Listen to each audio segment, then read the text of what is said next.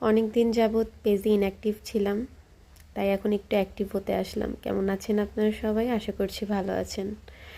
আজকের মূলত আমি রথের মেলায় গিয়ে কি করলাম সেগুলোই শেয়ার করব। যেদিন রথের মেলায় যাব সেদিন সারাদিন তুমুল বৃষ্টি, তারপরেও আমি ভেবেছি যে আজই রথের মেলায় যাব, সে যত বৃষ্টিই হোক না কেন। এরপর আমি রেডি হয়ে নিলাম, মা রেডি হয়ে নিল, আমার ভাইও রেডি হয়ে নিল। তারপর আমরা একটা অটো নিয়ে নিলাম আর চলে গেলাম প্রেম কানন। অটো থেকে নামতে পারিনি, আবার ঝুম বৃষ্টি শুরু হয়ে যায়। সেই বৃষ্টি মাথায় নিয়েই হেঁটে হেঁটে প্রেমকানন পর্যন্ত চলে যাই। আর এটা হলো জোড়াঘাটে অবস্থিত এই মন্দিরটি। এখানে প্রতি বছরই রথের মেলা হয় আমাদের খুলনার প্রেমকানন, মানে মাসি বাড়িতে আসে জগন্নাথ, বলদেব, সুভদ্রা মহারানী। আর এখানে মাসি বাড়িতে ঘুরু ঘুরু করতে আমরাও চলে আসলাম। মন্দিরে গিয়েই প্রথম কাজ হলো ভগবান দর্শন করা। আর ভগবান দর্শন করে মনটাই ভরে গেল।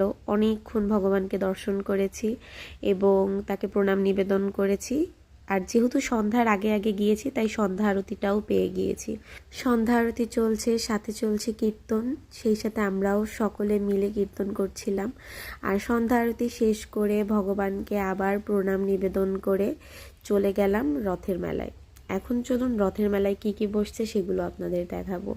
যেহেতু এটা রথের মেলা, এখানে ভগবানের জিনিস সব থেকে বেশি থাকবে।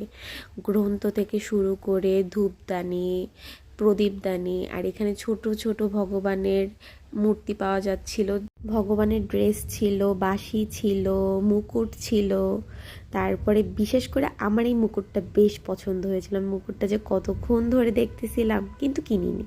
এরপর আমার ভাই বলল আমার খুব খিদা লাগছে, কিছু খেতে হবে। তারপর ও এখান থেকে 2 প্যাকেট নিমকি কিনছে।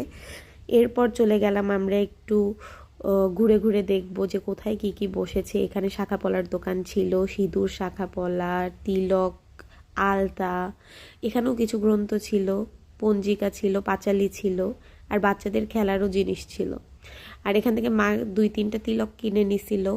আর তিলক কেনা শেষ করে আবারও আমরা ঘুরতে বের হই। সেখানে দেখি বাচ্চাদের খেলনাপত্র সব থেকে বেশি। এখানে অনেক দোকানে দেখলাম খেলনা আর খেলনা।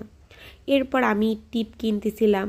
আমি টিপ কিনতে আসলে খুব কনফিউজড হয়ে যাই। ছোট বড় টিপের সাইজ মিলাইতেই আমি দোকানে প্রায় ঘন্টাখানেক পার করে ফেলি, কিন্তু টিপের এক্স্যাক্ট সাইজ আমি পাই না।